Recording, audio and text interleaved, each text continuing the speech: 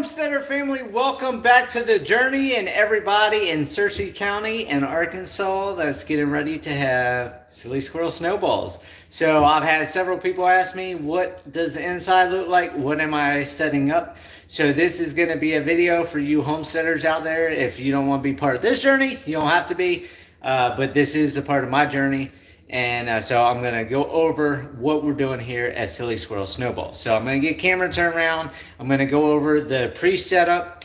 I've got a lot to do in here, and we're going to go from there. So right here is our 4-foot by 3-foot insulated window. That's going to go right where that sink is. So I'll be cutting a hole. I've got to get a longer drill bit so I can drill through to the outside to figure out the height difference in here to the height difference on the outside, so I know exactly where to sit the window at. And then this door right here, we went in and picked up a door. This door is going to go right here to block off this back room, and it's going to stay shut so that way my dogs can't come in here, nothing can come in here, no dirt, dust, whatever is going to be completely sealed off.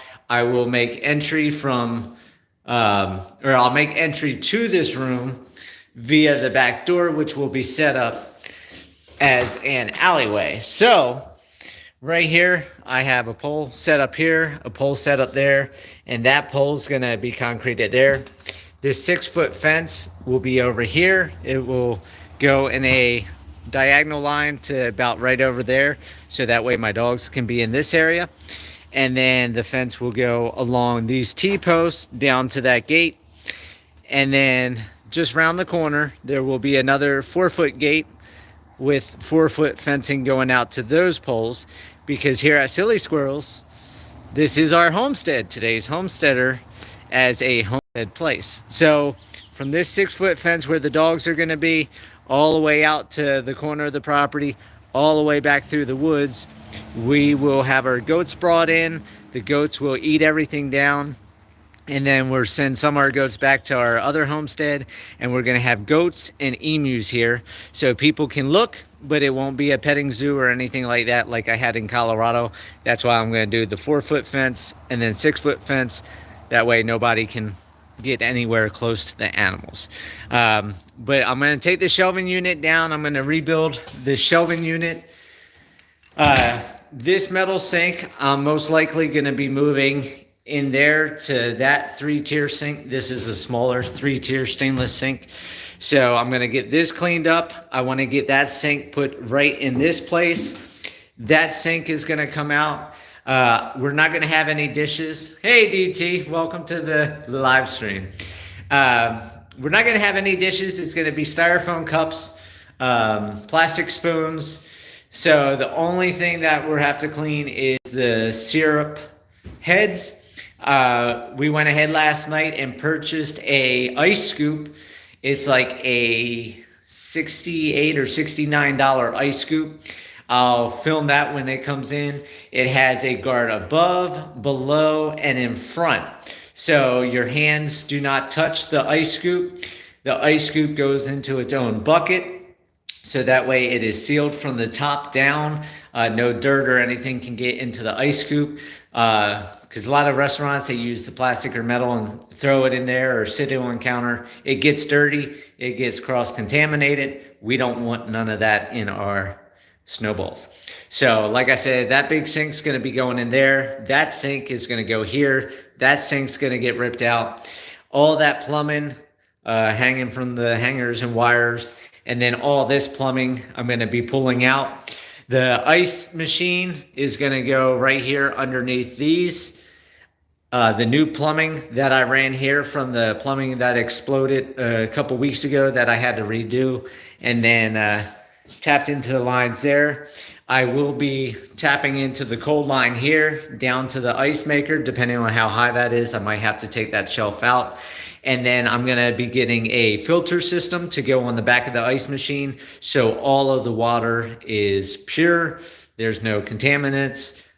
Because I've noticed doing dishes with the rural water here, I get some white spots and stuff on my dishes when they dry. So with that, that's going to take care of that. So once that sink's gone, we're gonna have, like I said, that 4 by 3 foot window. That's right there, the sliding glass window. That's gonna be where everybody's gonna come to order. And then these shelves back here, like I said, I'm gonna take these down. I'm probably gonna line this wall for now. I'll have the ice machine plugged in right here for the snowball maker. And then I'll have the counter space for all the syrups. And then the lower bench that will be right there, that will be all the cups and lids. And then what I'm gonna do is I'm gonna buy a couple sheets of plexiglass and have hinges. So the hinge lifts up the plexiglass, and that will keep all the cups from getting any dust or contaminants or anything else. And then when you're working on the top bench making the snowball, that prevents me bumping into it with any dog hair or dirt or whatever from getting cross-contaminated once again.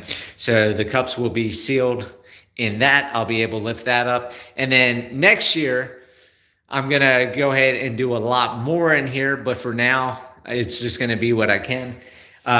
We got paint, we got the white paint, we got the trays, the rollers, the paint brushes, and we're gonna do from ceiling all the way down. Everything's gonna be freshly coated in paint, so that way everything's clean. I've got to scrub all the walls.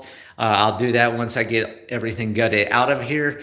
And then next year, I want to get rid of this wood completely, and I'll be buying stainless steel shelves and stainless steel tables, and everything in here will be stainless steel.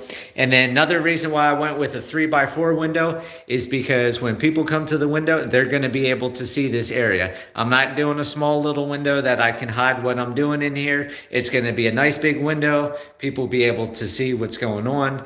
And then like I said, the ice machine right there, the window, and then that stainless steel sink will go there. So that's pretty much everything.